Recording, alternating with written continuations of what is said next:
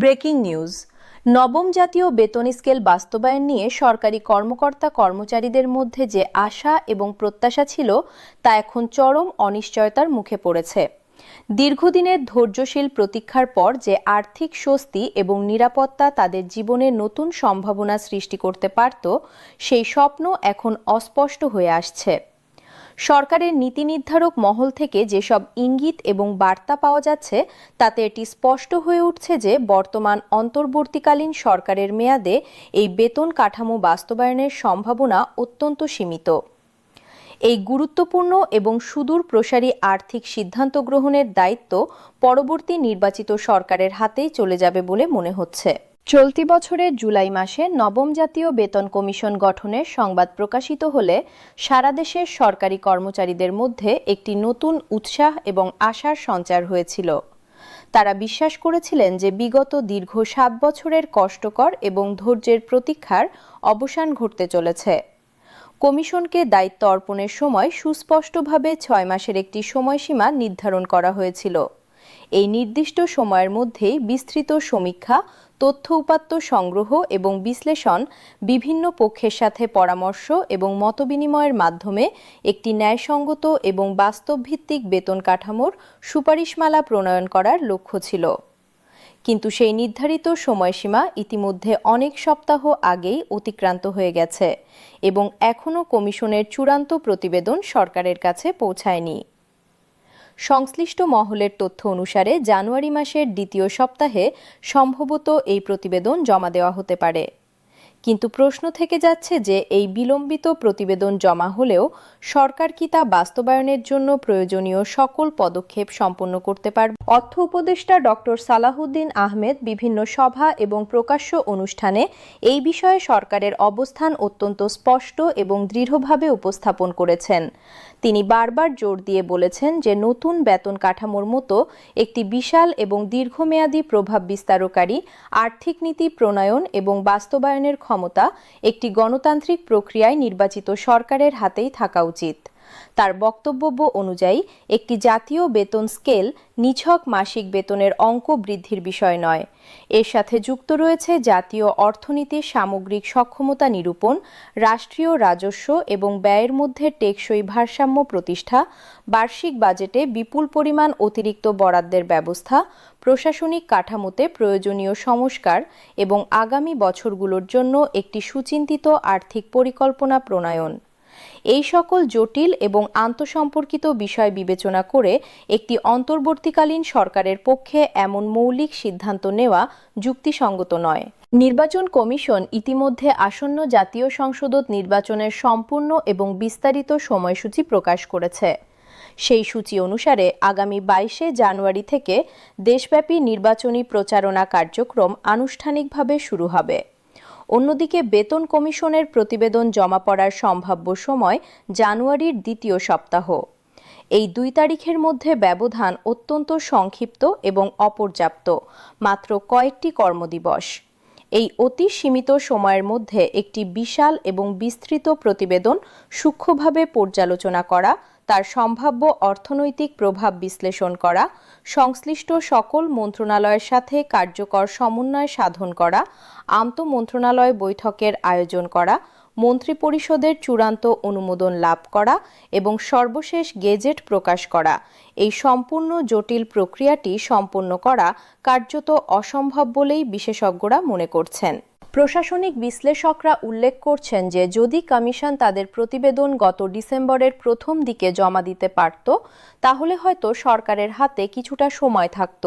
কিন্তু বর্তমানে প্রতিটি দিন অতিক্রান্ত হওয়ার সাথে সাথে গেজেট প্রকাশের সম্ভাবনা আরও ক্ষীণ হয়ে আসছে।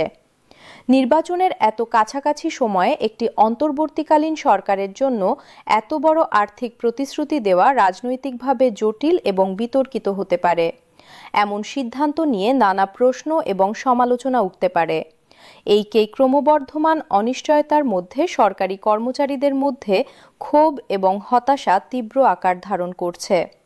দেশের বিভিন্ন কর্মচারী সংগঠন একজোট হয়ে তাদের দাবি তুলে ধরার প্রস্তুতি নিচ্ছে। তারা আগামী 2 জানুয়ারি শুক্রবার সারা দেশে একযোগে প্রতীকী অনশন কর্মসূচি পালনের ঘোষণা দিয়েছে। রাজধানী ঢাকাসহ সকল বিভাগীয় শহর, জেলা এবং উপজেলা পর্যায়ে এই কর্মসূচি পালিত হবে বলে সংগঠকরা নিশ্চিত করেছেন। সংগঠনের নেতৃবৃন্দ জানিয়েছেন যে এটি তাদের শান্তিপূর্ণ প্রতিবাদের সূচনা। যদি সরকার তাদের দাবির প্রতি ইতিবাচক সাড়া না দেয়, তাহলে পর্যায়ক্রমে আরও কঠোর কর্মসূচি গ্রহণ করা হবে। কর্মচারী সংগঠনগুলো পূর্বে 30 নভেম্বরের মধ্যে কমিশনের প্রতিবেদন জমা দেওয়ার জন্য সময়সীমা নির্ধারণ করে দিয়েছিল। সেই সময়সীমা অতিক্রান্ত হলেও কোনো দৃশ্যমান অগ্রগতি না হওয়ায় তাদের মধ্যে অসন্তোষ বৃদ্ধি পেয়েছে। সরকারি কর্মচারীরা বিগত দীর্ঘ 7 বছর ধরে নতুন বেতন স্কেলের জন্য ধৈর্য সহকারে অপেক্ষা করছেন। এই দীর্ঘ সময়ে দেশে মূল্যস্ফীতি উল্লেখযোগ্যভাবে বৃদ্ধি পেয়েছে। নিত্য প্রয়োজনীয় দ্রব্যের মূল্য, গৃহভাড়া, চিকিৎসা সেবার ব্যয়, শিক্ষা খরচ, যাতায়াত ব্যয়, জীবনযাত্রার প্রতিটি ক্ষেত্রে ব্যয় বহুগুণ বৃদ্ধি পেয়েছে। অথচ তাদের বেতন রয়ে গেছে অপরিবর্তিত। এই পরিস্থিতিতে নবম বেতন স্কেল তাদের জন্য এখন একটি অপরিহার্য প্রয়োজন। তবে কয়েক সপ্তাহ আগে সচিবালয়ে ঘটে যাওয়া একটি ঘটনা কর্মচারী আন্দোলনের গতি প্রকৃতিতে প্রভাব ফেলেছে। একটি বিক্ষোভ কর্মসূচির সময় পরিস্থিতি উত্তেজনাপূর্ণ হয়ে ওঠে এবং অর্থ উপদেষ্টাকে অবরুদ্ধ করার চেষ্টা করা হয় বলে অভিযোগ উত্থাপিত হয়। এর পরিপ্রেক্ষিতে সরকার কঠোর পদক্ষেপ গ্রহণ করে। কর্মচারী সংগঠনের বেশ কয়েকজন নেতার বিরুদ্ধে সন্ত্রাস বিরোধী আইনে মামলা দায়ের করা হয়। কয়েকজনকে গ্রেফতার করে রিমান্ডে নেওয়া হয় এবং কিছু কর্মচারীকে সাময়িক বরখাস্ত করা হয়। এই ঘটনা সরকারের পক্ষ থেকে একটি সুস্পষ্ট সতর্কবার্তা হিসেবে গৃহীত হয়েছে। এই ঘটনার পর কর্মচারীরা এখন অত্যন্ত সতর্ক এবং সংযমী হয়ে উঠেছেন। তারা বুঝতে পেরেছেন যে আইনের সীমা অতিক্রম করলে গুরুতর পরিণতি ভোগ করতে হতে পারে। সরকারি চাকরি বিধিমালা অনুযায়ী কর্মচারীদের রাজনৈতিক কর্মকাণ্ডে অংশগ্রহণের সুযোগ সীমিত। তাই তারা এখন শান্তিপূর্ণ এবং প্রতীকী কর্মসূচির মাধ্যমে তাদের অসন্তোষ প্রকাশ করার পথ বেছে নিয়েছেন। আসন্ন নির্বাচনের প্রেক্ষাপটেও তারা কোনো চরম আন্দোলনে যেতে পারবেন না। বেতন কমিশনের কাজ সম্পর্কে অনানুষ্ঠানিক সূত্র থেকে কিছু তথ্য প্রকাশ পেয়েছে। সূত্র জানাচ্ছে যে কমিশন বিদ্যমান 20টি বেতন গ্রেড কমিয়ে 13টিতে নামিয়ে আনার পরিকল্পনা করছে। এটি হবে একটি বড় কাঠামোগত সংস্কার। তবে এই প্রস্তাব এখনও চূড়ান্ত হয়নি এবং কমিশনের আরও কয়েকটি গুরুত্বপূর্ণ বৈঠক অবশিষ্ট রয়েছে। উল্লেখ্য যে কমিশন এখনও আনুষ্ঠানিকভাবে কোনো তথ্য প্রকাশ করেনি, তাই বর্তমানে যা প্রচারিত হচ্ছে তার অধিকাংশই অনুমান ভিত্তিক। সার্বিক পরিস্থিতি বিশ্লেষণ করে বিশেষজ্ঞরা বলছেন যে নবম জাতীয় বেতন স্কেল বর্তমান সরকারের আমলে বাস্তবায়িত হওয়ার সম্ভাবনা অত্যন্ত কম। সময়ের সংকট, নির্বাচনী রাজনীতির জটিলতা এবং সরকারের নীতিগত অবস্থান, এই সব কিছু মিলে এমন একটি পরিস্থিতি তৈরি হয়েছে যেখানে গেজেট প্রকাশ করা কঠিন। পরবর্তী নির্বাচিত সরকারই সম্ভবত এই দায়িত্ব গ্রহণ করবে।